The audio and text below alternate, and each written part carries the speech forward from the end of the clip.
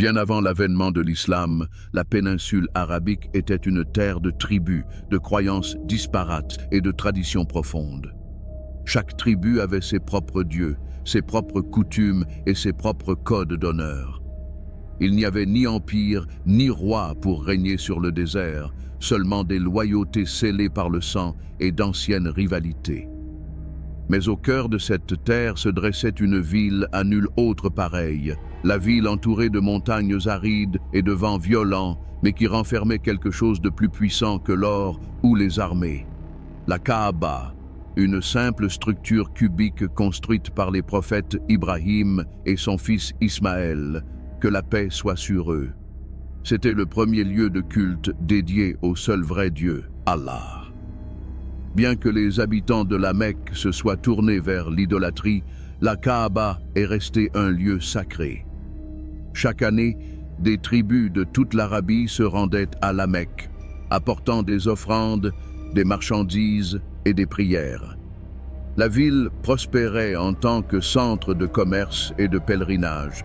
Mais de l'autre côté de la mer, au Yémen, un puissant souverain observait avec envie. Il se demandait pourquoi les Arabes continuaient à honorer un sanctuaire dans le désert alors qu'il avait construit une grande cathédrale sur ces terres. Pourquoi la Mecque recevait-elle toute l'attention? Ce souverain s'appelait Abraha et son ambition allait bientôt déclencher une histoire qui resterait gravée dans les mémoires pendant des siècles. Une histoire d'orgueil, de pouvoir et de protection divine. L'année approchait, qui allait être connue à jamais comme l'année de l'éléphant. Abraha al-Ashram était le gouverneur du Yémen sous le règne du royaume chrétien d'Abyssinie.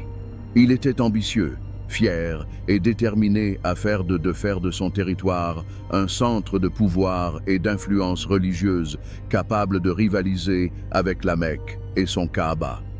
Abraha fit construire une immense cathédrale dans la capitale, Sanaa. Ce bâtiment ne ressemblait à rien de ce que l'Arabie avait connu jusqu'alors, des murs imposants, des plafonds décorés et du marbre étincelant. On disait même que l'Empire byzantin soutenait sa construction dans l'espoir de convertir les Arabes au christianisme. Abraha déclara que cette cathédrale, appelée Al-Kul, remplacerait la Kaaba. Il envoya des messages à travers le désert. « Venez à Saha, adorez ici, abandonnez vos idoles et la Kaaba. » Mais les Arabes ignorèrent son appel. Ils avaient un profond respect pour la Kaaba. Même dans leur état d'égarement, ils refusaient d'abandonner leurs traditions. Un jour, selon les rapports historiques, un Arabe de la tribu des Quraysh se rendit à Sa, furieux des insultes d'Abraha envers le Ka. L'homme profana la cathédrale pendant la nuit. Certains disent qu'il en a barbouillé les murs de saleté, d'autres disent qu'il en a incendié certaines parties. Quels que soient les détails, le message était clair. Les Arabes n'accepteraient pas la nouvelle religion d'Abraha ni sa cathédrale. Quand Abraham vit ce qui s'était passé, sa rage explosa et il jura devant Dieu qu'il n'aurait de repos qu'après avoir détruit la Kaaba de ses propres mains. Il commença à préparer une armée comme les Arabes n'en avaient jamais vue, au centre de laquelle se trouvait une créature terrifiante qui allait donner son nom à l'année à venir, un éléphant. La profanation de là n'était pas seulement un acte de rébellion, c'était un défi direct à son autorité, à sa religion et à sa fierté. Il ne pouvait pas laisser une telle insulte sans réponse. Abraham rassembla ses conseillers, ses commandants et ses soldats, et il déclara devant eux tous: « Je ne me reposerai pas tant que je n'aurai pas atteint la Mecque et démoli la Kaaba pierre par pierre. » À partir de ce moment, les préparatifs de guerre commencèrent. Abraha rassembla une armée massive composée de milliers de soldats venus de tout le Yémen et d'Abyssinia. Il ne s'agissait pas d'un simple raid, mais d'une campagne de destruction. Cependant, ce qui choqua le plus les Arabes, ce fut l'animal qui menait son armée. Le puissant éléphant nommé Mahmoud. Les éléphants étaient inconnus du peuple d'Arabie. Pour eux, cette créature était énorme, terrifiante et imparable. Elle symbolisait non seulement la force, mais aussi la puissance étrangère qu'Abra avait amenée avec lui. L'armée partit de Sanaa avec une grande confiance. Sur leur chemin, ils détruisirent des villages et soumirent toutes les tribus qui se dressaient sur son chemin. Aucune force ne pouvait lui résister. La peur se répandit à travers le pays à mesure que la nouvelle se propageait. Abraha arrive avec un éléphant pour détruire la Kaaba.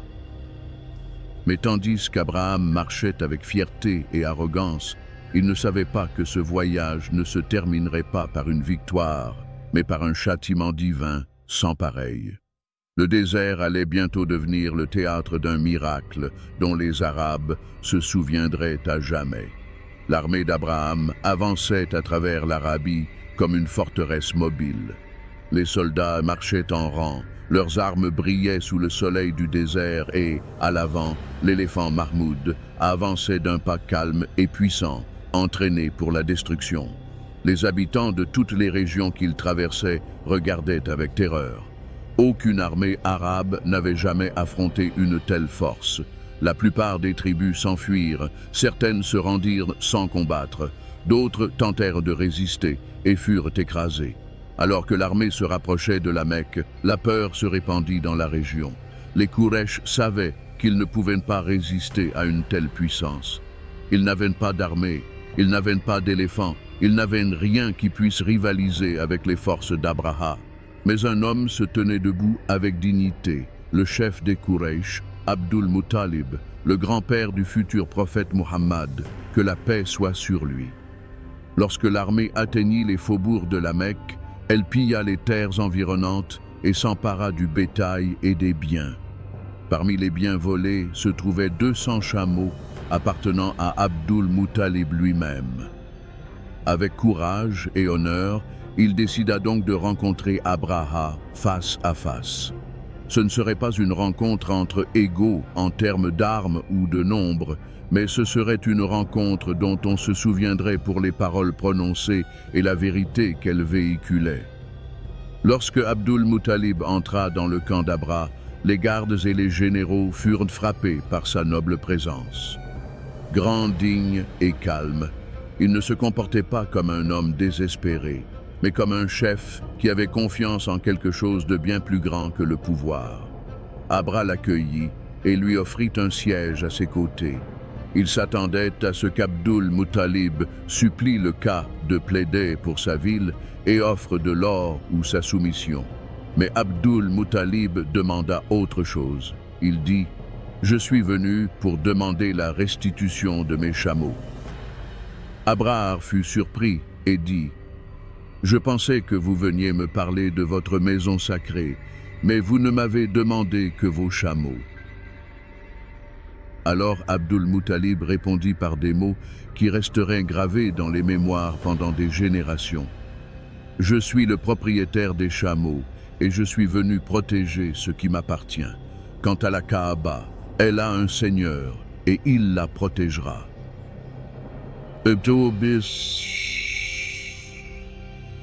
Abraha rit. Il ne pouvait croire ce qu'il entendait. À ses yeux, la Kaaba n'était rien d'autre qu'une pierre, mais Abdul Muttalib savait mieux que lui. Abraha, il rendit les chameaux et se prépara à marcher sur la Mecque le lendemain. Il croyait que le Kaaba tomberait facilement, tout comme tant de villages avant lui, mais il ne savait pas que le Seigneur du Kaaba avait déjà décrété ce qui allait arriver. Alors que l'armée d'Abraha campait à la lisière de la Mecque, la ville sombra dans un profond silence. La peur s'était emparée du cœur de ses habitants. Ils avaient vu et entendu ce que cette armée avait fait, des villes détruites, des tribus vaincues, des maisons réduites en ruines. Et maintenant, cette armée, avec son effrayant éléphant, se tenait juste à l'extérieur de leur terre sacrée, prête à attaquer le lieu le plus vénéré de toute l'Arabie. Les habitants de la Mecque savaient qu'ils n'avaient aucune arme pour combattre une telle force.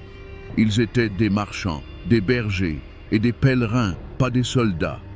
Ils n'avaient pas d'éléphants, pas armés et aucun espoir de rivaliser avec la puissance d'Abra au combat. Alors, suivant les conseils d'Abdul Muttalib, le peuple prit une décision douloureuse.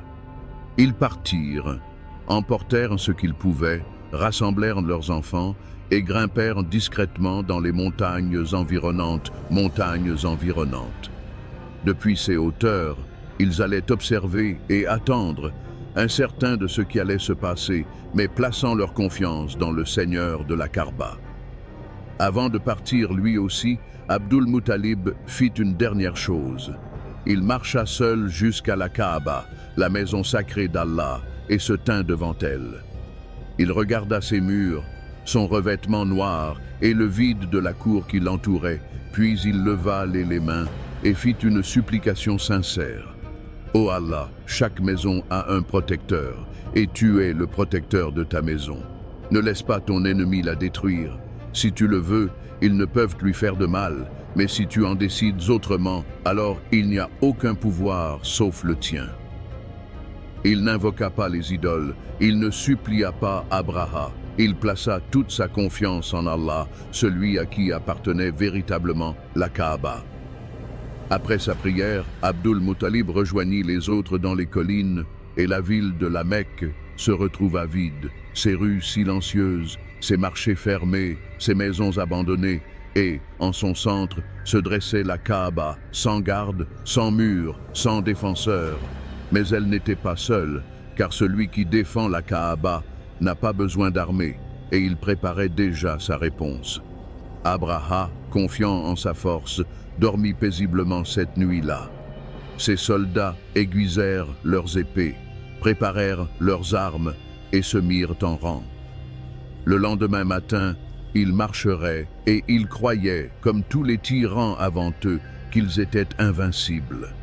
Ce qu'ils ne savaient pas, c'est que lorsque Allah décide de protéger quelque chose, même les plus grandes armées ne peuvent se mettre en travers de son chemin. Le soleil se leva lentement sur la lumière dorée, toucha les sommets des montagnes, illumina les maisons couleur sable et projeta une lueur tranquille sur la Kaaba. Mais les rues de la ville restaient vides.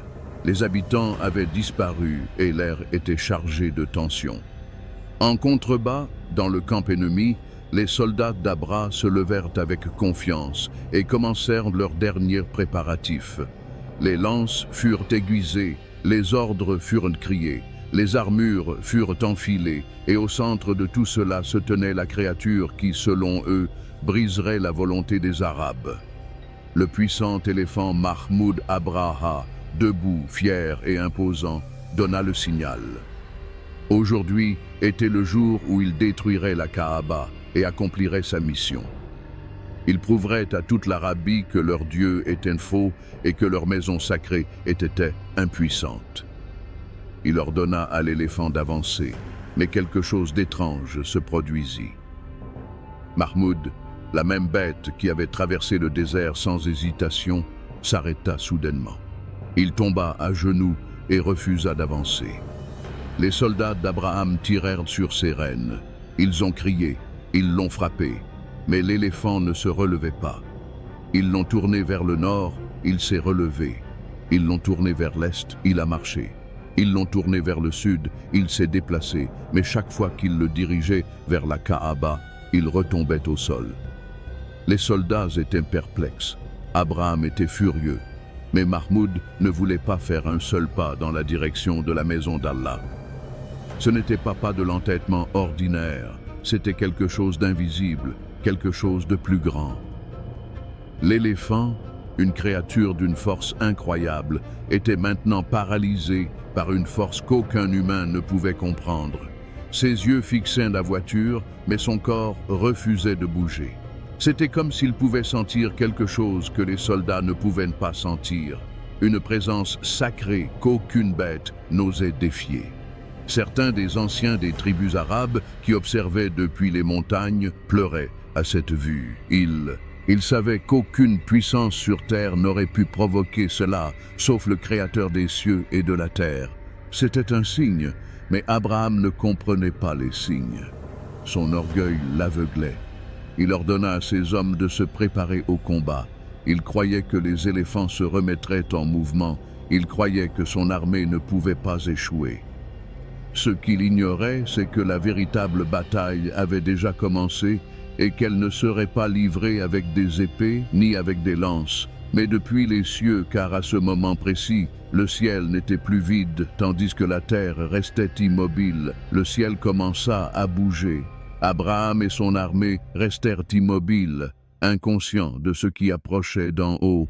Leurs yeux étaient fixés sur le sol, sur le char silencieux devant eux et sur l'éléphant têtu sous leurs pieds, mais bien au-delà de leur champ de vision, au loin, au-dessus du désert, quelque chose de miraculeux se déroulait.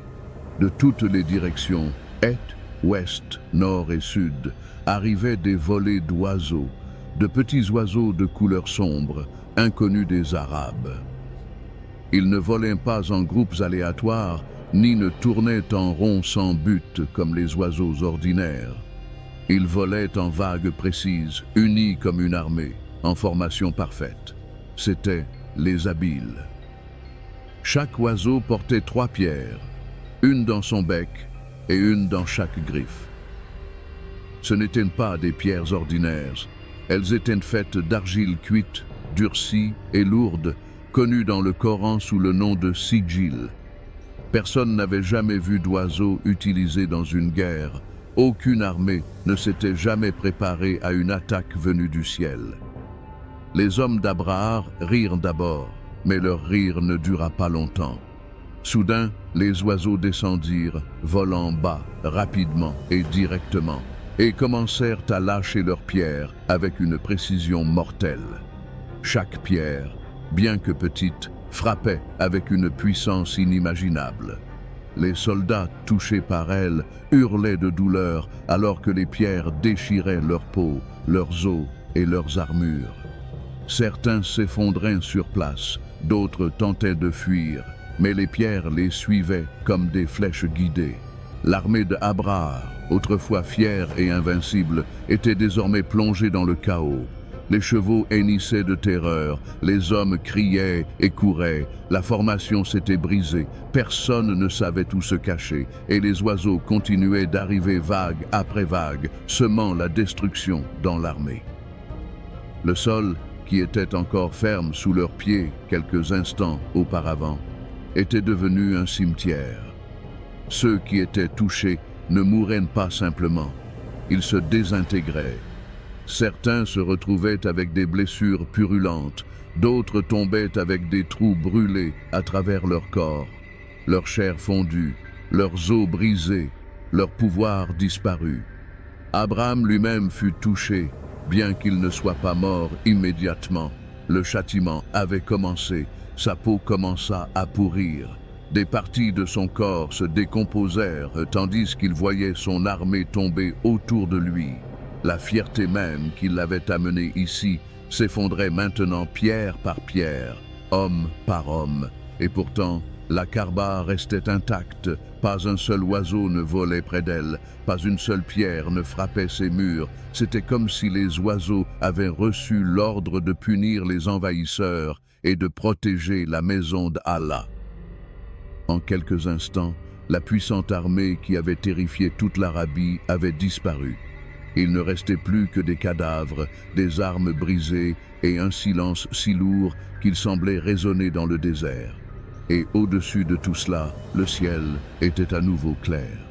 Il ne restait plus de la puissante armée d'Abra que des os éparpillés et de la chair en décomposition sur le sol du désert.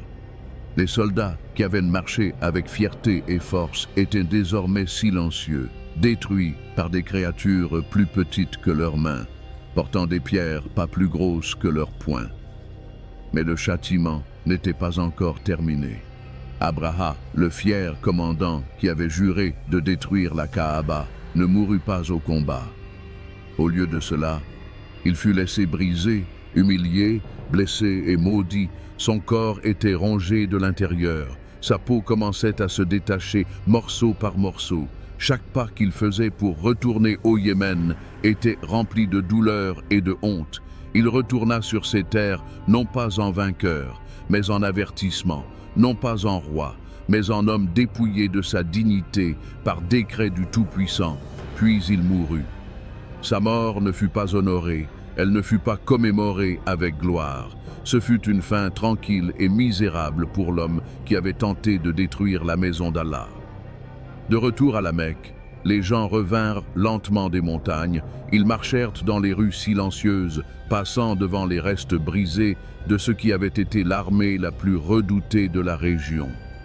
Ils arrivèrent à la Kaaba et la trouvèrent intacte, pas une seule pierre ne manquait, pas un seul morceau de tissu n'était déchiré. Les gens pleuraient d'admiration et de gratitude. Ils avaient vu de leurs propres yeux la promesse d'Allah que lorsqu'il choisit de protéger, aucune force sur terre ne peut le vaincre. Cet événement a laissé une marque dans le cœur des Arabes. Même ceux qui adoraient des idoles ne pouvaient nier ce qui s'était passé. C'était un moment qu'ils ne pourraient jamais oublier. Ce n'était plus seulement un miracle, c'était un message. Un message adressé à tous les dirigeants arrogants, tous les oppresseurs, tous les tyrans qui croient que seule la force gouverne le monde. Allah n'oublie pas, et lorsqu'il défend, aucune armée ne peut lui résister. L'année où cela s'est produit restera à jamais connue sous le nom de Am Alul, l'année de l'éléphant. Mais le miracle ne s'est pas limité à la destruction, il a également marqué le début de quelque chose de bien plus grand. La destruction de l'armée d'Abra n'était pas seulement la fin d'un chapitre de l'histoire arabe, c'était le début de quelque chose de bien plus grand. La même année où Allah a protégé sa maison sacrée avec des oiseaux et des pierres, un enfant est né à la Mecque. Son nom était Muhammad ibn Abdullah, que la paix et les bénédictions soient sur lui. Il est né dans la noble tribu des Quraysh, dans la ville même, qui venait d'être témoin du pouvoir de la protection divine. Il est né en Amal, l'année de l'éléphant. Cet enfant allait devenir le dernier messager d'Allah, la miséricorde pour les mondes, la lumière qui guiderait l'humanité des ténèbres vers la vérité. Sa naissance cette année-là n'était pas une coïncidence, c'était un signe que la Kaaba n'était pas seulement protégée pour son passé, mais aussi pour son avenir. Cette maison sacrée ne tomberait pas, car elle allait bientôt être purifiée, ses idoles retirées, sa signification restaurée par celui qui n'était qu'un nouveau-né. Cette année-là, le messager d'Allah, le sceau des prophètes, l'histoire du peuple de l'éléphant n'est pas seulement un conte historique, c'est un rappel intemporel. Peu importe la puissance d'un tyran, peu importe l'impuissance apparente des croyants, la victoire appartient à Allah et sa promesse n'est jamais rompue. Alors souvenez-vous lorsque vous vous sentez accablé, lorsque le monde semble trop sombre, lorsque la vérité est attaquée et que la justice semble lointaine. Souvenez-vous des oiseaux, souvenez-vous du ciel, souvenez-vous de la maison qui est restée debout et de l'armée qui n'a pas tenu. Et souvenez-vous qu'Allah est toujours maître de la situation.